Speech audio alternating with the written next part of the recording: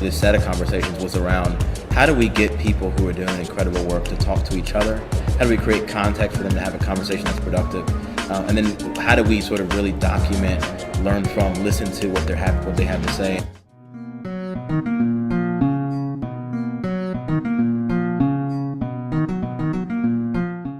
I think that it's intentional to send our kids to, and our young people and our family members to prison because it builds the economy, right? So the privatization of prisons and that growing prison industrial complex fuels, I think, the political will not to improve schools, but to lock us up. So, I mean, I think that's another political context that's a little bit different then and now. We also have a white paper or briefing or something that's coming out actually in a couple of weeks with the Alliance for Educational Justice and the Gay Street Alliance that is really targeting the issue of it's the intersection of the school to prison pipeline and LGBTQ issues in schools with kind of like the idea that we wanted to frame the issue so that the bullying piece doesn't do what you were talking about, doesn't move us over into we need zero tolerance in order to deal with this. We're seeing a growth in the number of groups that are taking on this issue across the country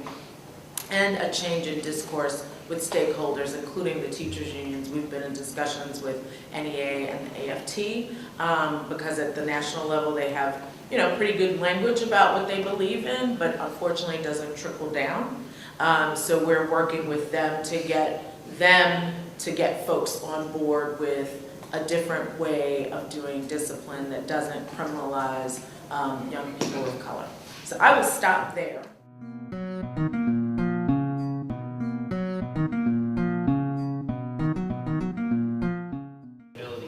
And one of those individuals we had a conversation with was Andrew Walton. And Andrew, and I'll allow him to tell his own story, but Andrew came to us from a social entrepreneurial perspective. How do you merge the different sectors of both nonprofit, business models, but also how do you also bring that into accountability measures that people will also be able to see the impacts and the effects in which you want to see in the work that we're talking about, because that's all foundations talk about now. Sean keeps joking about Roy. He keeps talking about, Obama talking about taking care of Roy. And he's like, what's Roy? Who's Roy? He's like, return on investment. And I was like, I'm thinking he's talking about his cousin Roy or something. So we're talking about Roy. Leadership STEM Institute was about Roy. And Sean was like, he stole my joke. So the lens I wanted to put on those two approaches is that we are coming to the Leadership and Sustainable Institute with a very particular perspective, in that in all the work that we did, we found that when we were doing our work with an organization, what we were implicitly doing is actually building leadership. By the fact that they were going through a relatively rigorous process, that by working with those leaders, working with them in the context of how they developed their organization, we were building those leaders. And then we went out because we did this research study. Right, but there's been investments in ADFI to create that space and within its affinity group around the work targeting black men and boys, but then also there's this broader set, right, around healthy men, healthy communities that, grant makers for children, youth, and families, right? And so how are those, but then at the same time, what is the collective of the investment in sort of, HMHC, ADFI, and Foundation Center, which I don't think we've always put in that pot, but is in that pot, right? But then also, what are the gaps as well? We have to think through the infrastructure piece, because you'll learn about what Foundation's doing on other panels. I promise you that's how it happens. What we're struggling with now is, how to include a focus on boys and men of color across the whole programmatic effort of the foundation. So it really gets to the tension that Robert raised earlier, which is, you're trying to program kind of a structural issue. And I think we're getting closer, but the key, I think, for us is certainly figuring out how to make sure there's accountability mechanisms internally. And one of the things that it's actually playing out in our organization is having clear metrics around boys and men of color impact at least from the strategy perspective, across the whole foundation. So it's going to be in Bob Ross's CEO goals that the board's going to hold them accountable to. It's going to be in the evaluation across our 3 programmatic priorities. We're still working that out, but it's going to be structurally in the strategic plan. The question is, when the plan is over, right, 10 years later, when Ross is gone, does the endowment continually have this perspective? If there are more people out there in our field that would move this work if they were supported in doing so.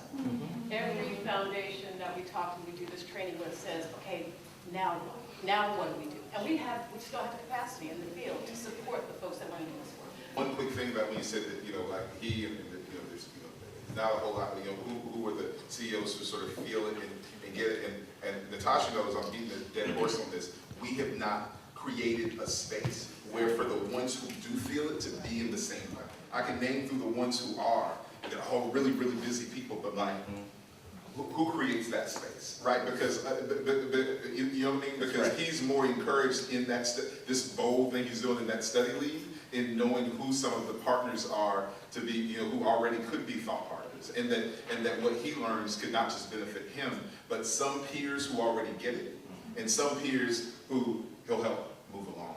And so,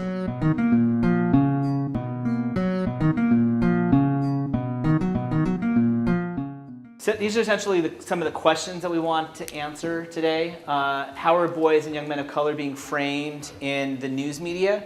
And I think you could just even do this and just say, how are boys and young men of color being framed in the media? It could be entertainment, it could be gaming, it could be the news media, etc.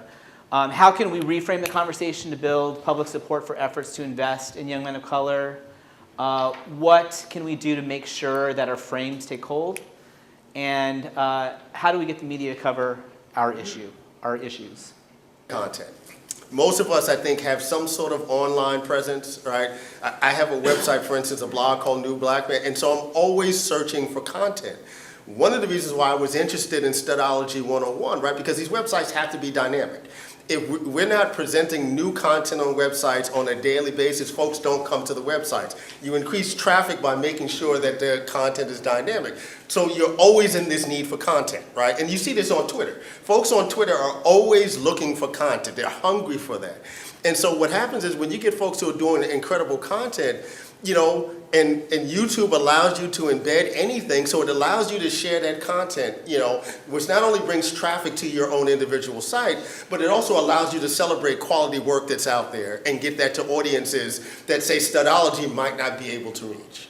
I was going to say, it all depends on what the content is. Is it the kind of thing that somebody would, people don't just share any old video. Yeah, We were all kind of talking about the medium and not the message.